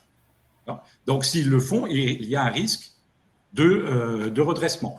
De la même manière, si au lieu des 183 € aujourd'hui de bons cadeaux, le bon cadeau est à 200 €, eh bien, il y a un risque de redressement, non pas sur l'écart entre 183 et 200, mais sur l'intégralité du bon cadeau. Donc, ce qui peut coûter très cher à la fin. Et puis, ce que vont vérifier aussi les URSSAF, c'est que il n'y ait pas un accord entre le CSE et la direction pour le versement d'une subvention complémentaire qui permettrait de verser des activités complémentaires et qui cacherait en définitive une prime annuelle non soumise, qui serait normalement soumise à cotisation. Donc, c'est toutes ces petites choses-là que le contrôleur URSSAF donc, va vérifier. Et ce sur quoi je voulais intervenir par rapport aux règles URSSAF, c'est que il y a les bons cadeaux, le plafond. Pour le reste, il n'y a pas de plafond, il n'y a pas de maximum, les chèques vacances, les chèques culture. Pour autant, ils vont quand même vérifier que ça ne correspond pas à des avantages en nature. Et ça, c'est à la discrétion de chaque contrôleur. Il n'y a pas de règle précise, c'est à la discrétion de chaque contrôleur. C'est-à-dire que vous décidez, si le CSE décide, parce qu'il en a les moyens, de verser 900 € de chèques vacances, il y a des critères pour verser les chèques vacances, mais en moyenne, s'il décide de verser à 900 € par salarié, un contrôleur pourra considérer qu'il y a une part d'avantage. Alors, ce que je conseille à tout le monde, lorsqu'il y a un doute par rapport aux règles URSSAF, c'est de faire, alors ça s'adresse au trésorier et secrétaire, c'est de faire ce que l'on appelle un rescrit social. Le rescrit social, c'est de poser une question, donc par écrit, aux URSSAF sur une problématique. Et on en parlait juste avant entre guillemets, de prendre l'antenne, c'était de savoir si un élu qui participe à un voyage, mais en tant que gestionnaire du voyage, à régler tous les problèmes des salariés, des problèmes de valises. Là, récemment, j'ai eu un CSE, un salarié qui s'est perdu dans un musée. Ils ont mis plusieurs heures à le retrouver. Ah, donc, c'est l'élu qui représentait le CSE, qui était chargé de retrouver, d'aller au commissariat, c'était en Autriche, pour essayer de retrouver la personne, etc. Donc, c'était pas évident. Et cet élu-là m'a dit, moi, ok, je paye mon voyage comme les autres, mais je trouve pas ça tout à fait normal de payer le même prix que les autres salariés. Donc, la question, c'est est-ce qu'il peut y avoir une réduction ou pas? Eh bien, clairement, ça peut faire partie d'un rescrit social. Alors, on pose la question. Et ensuite, les URSSAF ont 3 mois pour vous répondre, ou positif ou négatif. Et si c'est positif, c'est-à-dire que si les URSSAF vous disent, oui, l'élu peut profiter effectivement d'une réduction de 50% parce qu'il accompagne les autres salariés, eh bien, en cas de contrôle, ce rescrit, vous le présentez au contrôleur et il n'y a aucun souci.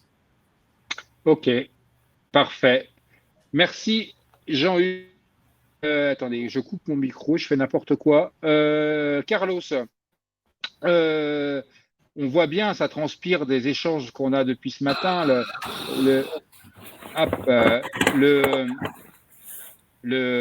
L'exigence de transparence qu'il y a à l'égard des élus sur qu'est-ce qu'ils consomment, etc., dans le cadre du CSE. De leur mandat au CSE, jusqu'où on peut aller, jusqu'où on pourrait aller. Excusez-moi, il y a un bruit parasite, c'est passé. Jusqu'où on pourrait aller dans cette transparence, dans ce devoir d'exemplarité des élus à l'égard des salariés sur tous ces éléments financiers. Carlos. Alors, Rodolphe, oui, jusqu'où on pourrait aller? On pourrait aller jusqu'au point qui serait convenu dans le règlement. Je refais la boucle avec le règlement intérieur, qui serait convenu dans le règlement intérieur. Finalement, ces questions d'éthique et de transparence ont tout à fait leur place dans le règlement intérieur, et jusqu'où on peut aller, ce serait présent dans le règlement intérieur, justement. Comme le disait tout à l'heure Jean-Paul, puisque j'ai cru comprendre qu'effectivement, dans leur règlement intérieur, vous aviez fait une place importante. En tout cas, vous avez fait une place à l'éthique dans ce règlement intérieur. Effectivement, trois éléments souvent qui sont finalement les zones un petit peu sensibles que nous sommes avec Jean-Hugues habitués à rencontrer dans nos missions. On peut citer la participation au voyage et aux événements qui peut cristalliser un certain nombre de tensions au sein des CSE. Les frais des élus, c'est un deuxième point, les frais des élus. Et puis l'attribution des marchés, qui est un autre point, effectivement, les fournisseurs, l'aiguillage de la redistribution des cadeaux, comme le disaient tous Jamila en début de séance tout à l'heure, comment tout ça s'organise finalement. On a le règlement intérieur. On a le règlement intérieur et je décline encore comme tout à l'heure, c'est très important d'avoir ça à l'esprit. On a le règlement intérieur et puis ensuite on a des process, on a des habitudes, on a un manuel de qualité et qui est lié à la moralité du fonctionnement, à l'éthique finalement. Et là on est sur du contrôle interne. Je reviens sur ce terme de contrôle interne et si on décline par rapport aux 3 points que je vais donner juste avant, sur la participation au voyage, on peut très bien imaginer qu'en termes de contrôle, on demande aux élus qu'il y ait une déclaration, qu'ils déclarent, voilà, chaque année, cette année, j'ai participé à tel événement, à tel voyage, et j'étais sur tel événement ou tel voyage, j'étais organisateur ou j'étais bénéficiaire. Voilà. Parce que effectivement, les élus souvent sont organisateurs et donc on leur dit ouais, mais tu vas à tous les voyages. Mais oui, je vais à tous les voyages parce que c'est mon rôle aussi d'organiser et d'être là présent. Voilà. Donc et le fait de déclarer une fois par an finalement cette participation, qu'elle soit active ou en tant que bénéficiaire, c'est important. Ça permet d'alimenter, je dirais, une communication positive par rapport à ça. Deuxième point que j'ai cité, c'est les frais des élus. Les frais des élus, tout simplement, là encore, on pourrait très bien appliquer une règle qui existe à peu près dans toutes les organisations, que ce soit aux sociétés, que ce soit associations, c'est de déclarer les frais des élus. Une déclaration des frais des élus de façon transparente pour que tous puissent voir que tel élu, en fait, il a des frais, des remboursements kilométriques, il a des remboursements de ceci, de cela. Il est allé acheter une imprimante pour le fonctionnement du bureau, il a été remboursé. Voilà, une règle de transparence vis-à-vis de ses frais. Troisième point que j'ai cité, c'est l'attribution des marchés et le fonctionnement avec les fournisseurs. Là aussi, des règles de contrôle interne basiques peuvent être mises en place. On rencontre souvent avec Jean-Hugues, c'est comment est-ce que déjà on va choisir les fournisseurs. Ensuite, une fois qu'ils sont choisis, comment est-ce qu'on va les payer? Un tout petit truc très, très, très utile, souvent, c'est on ne paye pas un fournisseur si on n'a pas obtenu un RIB. Et que ce RIB a été autorisé par le trésorier. Le RIB, une fois autorisé, donne la possibilité, la faculté de payer. Alors, bien entendu, c'est Salvatore, je crois, qui parlait des virements. Bien entendu, privilégier les virements. Et du coup, avec aujourd'hui la possibilité de faire d'accéder au compte à distance, la possibilité aussi, donc du coup, de demander obligatoirement à ce qu'il y ait 2 validations pour un virement. Donc, ce sont des règles qui ne sont pas très compliquées à mettre en place et qui peuvent effectivement éviter des problèmes. Je reviens sur ce que disait Jamila également par rapport aux fournisseurs et aux cadeaux. Organiser sur un document. Alors, ça peut être le règlement intérieur, mais ça peut être un process interne. Organiser la redistribution des cadeaux. Les cadeaux qui sont reçus de part et d'autre, comment est-ce qu'on les redistribue? Est-ce qu'on va plutôt les garder de côté pour l'arbre de Noël? On va les redistribuer dans le cadre d'une tombola? Enfin, je ne sais pas. Il peut y avoir plusieurs systèmes de redistribution de ces cadeaux. Je crois que c'est Jean-Paul, je crois, qui parlait des budgets. Le budget est aussi une arme anti-abus importante, qui n'est pas forcément toujours bien utilisée. Le budget, c'est en début d'année, on se met d'accord sur un budget, et le budget, il peut être suivi pendant l'année. Il peut y avoir des rendez-vous. Alors, trimestriel, c'est vraiment au mieux, mais au minimum semestriel, pour voir où nous en sommes par rapport à, on avait prévu de dépenser ça, pourquoi est-ce qu'on a dépensé plus? Ou pourquoi est-ce qu'on a dépensé moins et qu'on est en retard sur telle ou telle action? Donc, les budgets sont aussi un moyen de contrôle, finalement, des dépenses. Enfin, je terminerai, comme tout à l'heure, j'indiquais cette faculté, et nous, on essaye de le mettre en place assez régulièrement. On peut très bien prévoir également sur une sorte je dirais, de guide interne entre l'expert comptable et le CSE, sur quel point sensible l'expert comptable va intervenir. Et on définit quels sont les points sensibles et quel va être le rôle de l'expert comptable avec éventuellement un rendu qui peut être un rendu trimestriel, un rendu semestriel ou un rendu annuel sur ces points-là. Et tout ça, ça peut être organisé, là encore. Donc, on parle de règlement intérieur, on parle de manuel de procédure, et là, on a, avec Jean-Hugues, un guide de communication entre l'expert comptable et le CSE qui nous permet, nous, de savoir qui fait quoi, quand, comment, avec quels moyens pour le faire. Merci, Carlos. Voilà.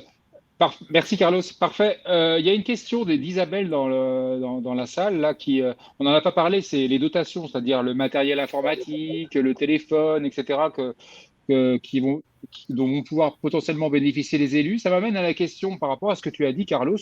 Moi, je vais me permettre de faire un petit tour de table. On arrive un peu à la fin de notre matinée, mais la piste que tu avances, de dire vous allez mouiller la chemise et vous allez étaler, entre guillemets, rendre public ce que vous avez consommé. Est-ce que ça m'intéresse, moi, de voir un peu les échos respectifs de Jean-Paul, Jamila et Salvatore là-dessus, là. Jamila, ça t'inspire quoi la piste citée par Carlos? Alors, je suis un peu surprise d'entendre des fois certains propos sur ce qui a pu se passer avec certains élus. Pour moi, les élus sont censés être intègres, donc arriver à des soucis comme ça, sincèrement, je suis hyper surprise. Je savais que ça se passait, mais je suis complètement abasourdie sur certaines histoires. Voilà, mais c'est vrai qu'on est, je sais plus, excuse-moi, j'ai perdu le fil sur la. Non, mais c'est sur le côté. Est-ce que, par exemple, c'est de dire, par exemple, pour toi, voilà, moi cette année, j'ai été 3 fois en voyage, j'ai eu, je sais pas, enfin bon, bref, d'étaler. Nous, sur ça, effectivement, on a des règles qui sont établies. Typiquement sur les voyages, je prends vraiment ça parce que c'est l'exemple vraiment typique où on a, on est des salariés avant tout, avant d'être des élus. Et effectivement, les activités qu'on va proposer aux salariés, on peut en être concerné. Et typiquement, les voyages, ça nous intéresse aussi. Alors, on les monte. Forcément, on est au courant de ce qui va sortir. On est au courant, on a certains avantages par rapport aux salariés sur les dates. Donc, effectivement, on peut s'y prendre un peu en amont, etc., pour savoir si on serait éventuellement, si on a la possibilité d'y aller. Néanmoins, sur la partie inscription, on est logé à la même enseigne que les salariés. Chez nous, il n'y a pas de premier arrivé, premiers inscrits. On fonctionne sur du tirage au sort. Le tirage au sort est vraiment, aujourd'hui, les basiques, on va le faire évoluer pour les inscriptions de l'année prochaine. Mais aujourd'hui, la seule règle qu'on va regarder sur un salarié qui s'inscrit à un voyage, et peu importe que ce soit un élu ou pas, on va regarder s'il a déjà participé à cette destination-là qu'on aurait proposée il y a peut-être 2, 3 ou 4 ans. C'est la seule priorité qu'on ne lui donnera pas. S'il a déjà fait, on va proposer un New York. S'il a déjà fait New York il y a 2 ans, on ne le mettra pas sur la liste de priorité au niveau des tirs au sort. Mais s'il n'a pas participé, on fait une petite tambouille avec une petite macro automatique sur Excel, on appuie sur le petit bouton et puis ça nous lance les inscrits et puis on prend les 20, les 30 ou les 40 premiers en fonction du nombre de places de dispo qu'on a. Après, si dedans, il y a des élus, effectivement, ça arrive. On demande tout à l'heure, je crois que c'est Jean-Hugues qui en parlait, on nomme un référent pour le CACI sur place en cas de problème, s'il a besoin d'aide parce qu'il y a un problème qui est arrivé sur place, que ce soit un problème avec le salarié ou un problème avec la prestation, on nomme un référent. Ce référent, je vais aussi aller un petit peu plus loin, ce référent, parce qu'on parlait tout à l'heure de payer ou pas payer son voyage, ce référent, quel qu'il soit, que ce soit un élu ou que ce soit un salarié, parce qu'on peut aussi être amené à demander à un salarié d'être référent, on va le dédommager. Pour son rôle de référent, parce que des fois, il peut être pris sur un sujet et pas pouvoir profiter du voyage au même titre qu'un autre salarié. Donc, on va le dédommager sur sa participation. Alors, jamais à 100%, ça c'est sûr, mais on a établi des tranches en fonction, enfin même un montant en pourcentage, en fonction du type de voyage qu'il va faire. Si c'est un circuit, Si c'est un balnéaire ou si c'est un week-end, donc un peu plus court séjour, on va attribuer un dédommagement en fonction du type de voyage. Et aussi, ce dédommagement est fonction de deux choses. À la fin du voyage, les salariés qui participent remplissent un questionnaire de satisfaction. On a une partie sur la prestation en elle-même pour juger la prestation et on a une partie qui juge l'accompagnant référent du CACI. Donc voilà, si le référent, on part du principe, c'est une note sur 5 et on part du principe où si l'accompagnant n'a pas plus de 2 étoiles, 2 sur 5, il ne sera pas défrayé. Voilà, parce qu'on estimera qu'il n'aura pas tenu son rôle. Et on a aussi une petite fiche aussi qu'on lui fait remplir et qu'on lui fait signer avant le départ, où on lui dit ce que le CSE attend de lui. Donc, il y a des petites cases à cocher, voilà, être garant de l'image, faire attention, enfin vérifier que la prestation sur place correspond bien à la prestation contractée avec le voyagiste. On lui demande une petite photo de groupe aussi pour le souvenir. Enfin voilà, on lui fait une petite dizaine il y a une petite liste à remplir et on coche les petites cases aussi de notre côté. Si les cases sont remplies, eh ben on valide ou pas sa prestation du coup en réunion plénière avec les élus. Si c'est pas validé, il n'est pas défrayé. S'il est validé, bah, du coup derrière on va le dédommager. Voilà nous comment on fonctionne sur les voyages. On essaye vraiment d'être et les salariés sont au courant de ça. Quand un salarié quand on n'a pas d'élu, alors par défaut, un élu qui participe à un voyage, on va aller vers lui pour lui demander s'il veut être référent du voyage. S'il ne veut pas, il n'a aucune obligation de le faire. S'il ne veut pas et qu'il n'y a pas d'autres élus, on se tourne vers les salariés, on leur demande s'ils veulent accompagner et on leur donne les tenants, les aboutissants et de ce que ça implique derrière. Et on l'informe aussi qu'il peut aussi avoir un dédommagement derrière si tout se passe bien. Voilà sur ce côté-là. Parfait, Jamila. Carlos, vas-y. Si je peux me permettre, Jamila, en fait, tu n'as pas complètement répondu à la question de Rolf, si je peux me permettre. Je vois comment vous fonctionnez, je vois bien, hein, mais est-ce que, parce que tu sais qu'en fait, ce qui se passe, c'est que, et Jean-Hugues l'a dit tout à l'heure, et on le voit souvent, la question, c'est pas tellement l'intégrité, parce que bien entendu que la plupart des élus sont intègres et font un bon boulot, un boulot remarquable. Et on voit bien, il y a des règles hein, pour organiser ces voyages. La question, c'est pas ça. Quand on parle de transparence et d'éthique, en fait, c'est pas ça. La question, elle n'est pas là. Elle est sur, finalement, à la fin de l'année, il y en a toujours qui sont là pour dire ah ben les élus, de toute façon, ils participent à tous les voyages, ils sont toujours, on les voit tout le temps à l'extérieur, c'est eux les mieux placés. C'est cette question-là, et sur cette question-là, la question c'est une réponse possible. Moi, je tiens pas la vérité. C'est une proposition qui pourrait être faite, c'est déclarons chaque année en tant qu'élu les voyages auxquels on a participé. Que penses-tu, Jamila, de cette idée? Alors, sur ça, oui, effectivement, c'était ça la base. Sur ça, effectivement, on se l'entend dire, hein, c'est toujours les mêmes machins. Maintenant, sur le fait de déclarer, alors on ne le fait pas, parce que c'est à la vue de tout le monde. Nous, on ne cache pas qui part en voyage. Voilà, c'est ouvert. Quand les élus participent à des activités, bah, les autres salariés le voient. Mais c'est vrai que faire un compte-rendu derrière, de rajouter peut-être dans le rapport d'ailleurs annuel, peut-être de le rajouter effectivement, de dire que sur les élus, c'est effectivement, tu vois, j'ai réfléchi en même temps qu'on en discute, mais c'est vrai que ça pourrait faire partie d'une petite rubrique en listant les activités des salariés les élus auxquels ils ont participé, et puis ils verront qu'il y en a qui participent à rien. Et il y en a qui participent effectivement à d'autres choses, effectivement, ouais. Et surtout, éventuellement dans le rapport, préciser que, là je parle des voyages, hein, préciser que si l'élu participe au voyage, c'est que derrière, il a des obligations. Oui, tout à fait. Ouais, Alors par contre, excusez-moi d'intervenir. Oui. Parce que là, le temps tourne, on arrive en fin de live, on pourrait prolonger, bien entendu, mais on va essayer de tenir le timing à 5 minutes près. Je vous propose de rajouter 5 minutes parce que Jean-Hugues a des choses à dire sur un point d'actualité par rapport au compte. Et par rapport à la perche que lançait Carlos, donc Jamila, vous ne le faites pas encore parce que effectivement, vous n'avez pas encore consolidé, mais effectivement, ce que vient de te dire Carlos, et comme tu me dis, ça pourrait être dans le rapport d'activité qui fera l'objet d'un live de rendez-vous du trésorier à la fin, au mois d'octobre. Donc, ça sera peut-être l'occasion d'en parler sur la place du rapport d'activité, qu'est-ce qu'on y met, et c'est peut-être l'occasion de consolider ça là-dedans. Et je retends la perche de Carlos à Jean-Paul et à Salvatore en guise de mot de conclusion. Jean-Paul.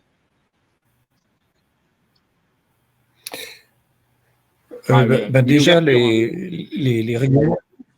Oui, non, mais les règlements intérieurs qu'on a vus là sont obligés de s'ajuster aux spécificités de chaque CSE. Par exemple, nous, on a des permanentes, ce que beaucoup de CSE n'ont pas. À partir de là, on n'a pas besoin qu'un élu organise un voyage. C'est la permanente qui va faire. Donc, l'élu qui part au voyage automatiquement, c'est impossible chez nous. Il sera traité comme un autre salarié. Donc, je pense qu'il faut respecter toutes ces différences à partir du moment où elles respectent les règles URSSAF, le RGPD, super important, j'en ai parlé dans le chat, ça s'impose aussi à tout le monde.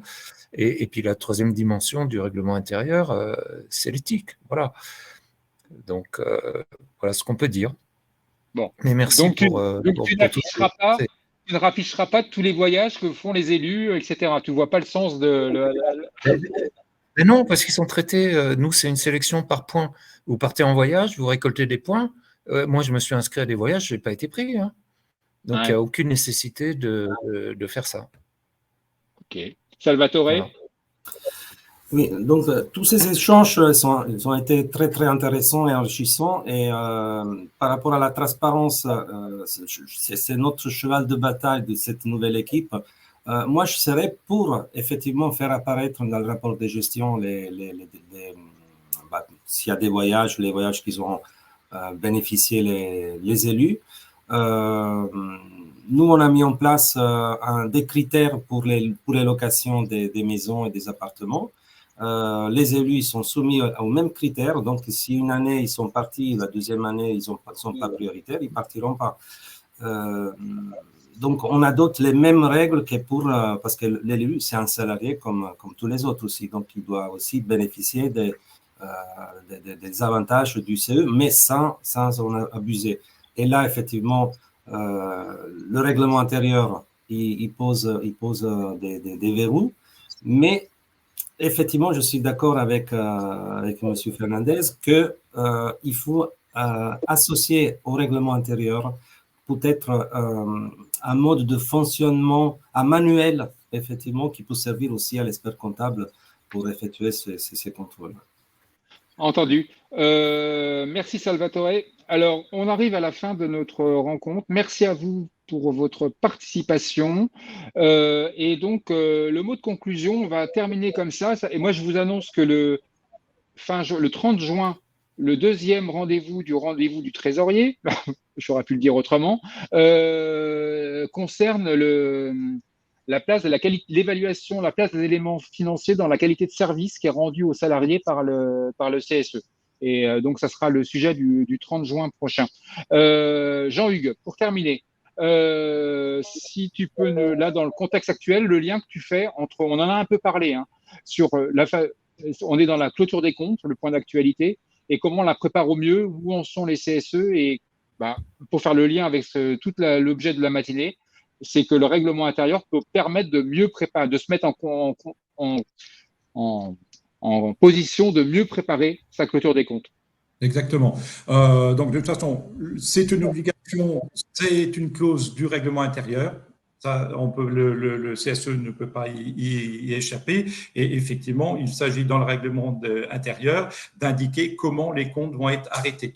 Alors, soit par le trésorier, soit assisté par un expert comptable parce que c'est une obligation. À savoir que le CSE, donc le bureau du CSE, doit arrêter les comptes et surtout les présenter. Donc, présenter les comptes du CSE dans les 6 mois de la clôture des comptes. C'est-à-dire que pour le 31 décembre, clôture au 31 décembre, c'est au plus tard le 30 juin. Présenté en séance plénière.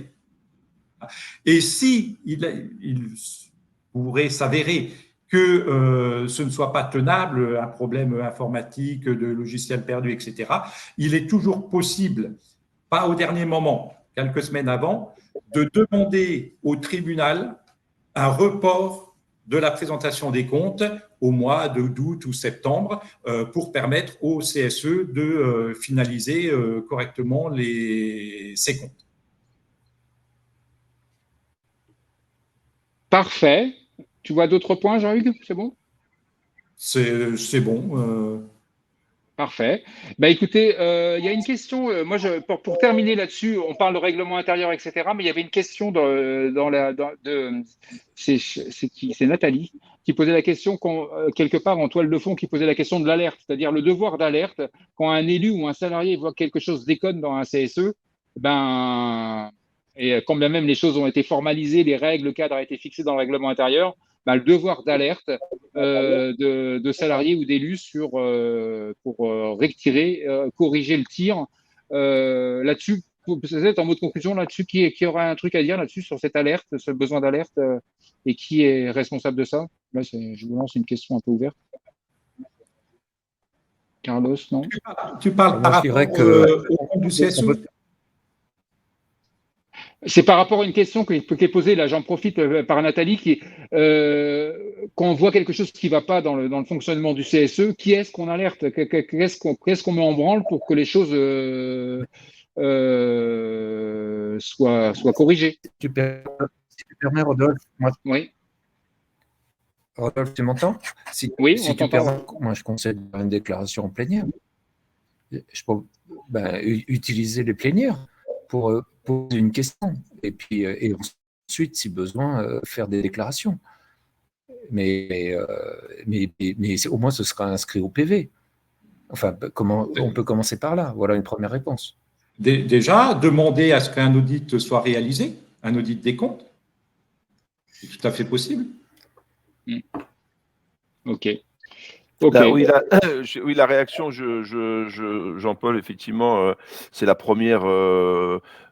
premier réflexe, c'est effectivement d'en parler en plénière. Hein, voilà, pour que ce soit inscrit et que ce soit formalisé sur le PV. Voilà, Ok. Excusez-moi, je vous ai lancé là-dessus en voyant une question. Oui, mais ça va alerter la présidence aussi du CSE. Ils ont aussi une responsabilité. Donc, la présidence du CSE sera alertée par la question. Bien sûr. Ok, c'était une question qui a été également posée, la responsabilité de la présidence du CSE. Mais en tout cas, le sujet est large. En tout cas, je ne vais pas continuer à vous faire déborder. On a bien débordé déjà. Merci à UP et à Technologia Expertise de porter ces 4 rendez-vous, dont c'est le premier. Merci à Salvatore, Jean-Paul et Jamila qui a été partenaire, mais à la fois témoignage terrain. Donc, tu as fait double rôle. Merci à toi. Merci à tout le monde. Merci pour vous dans la salle. Et je vous souhaite un bon week-end, a priori prolongé. Donc, bon week-end à tout le monde. Et à bientôt pour le prochain rendez-vous du trésorier. On a un live, si vous voulez voir, le 5 vendredi prochain sur un tout autre sujet. Que ce soit les moyens d'information des CSE et des syndicats et comment on négocie le bout de gras avec les syndicats sur les moyens d'information. À bientôt. Bonne journée à vous et merci. Bonne journée. Au revoir. Et on se retrouve sur le lien que je vous ai mis en modérateur. À bientôt. Au revoir. Merci.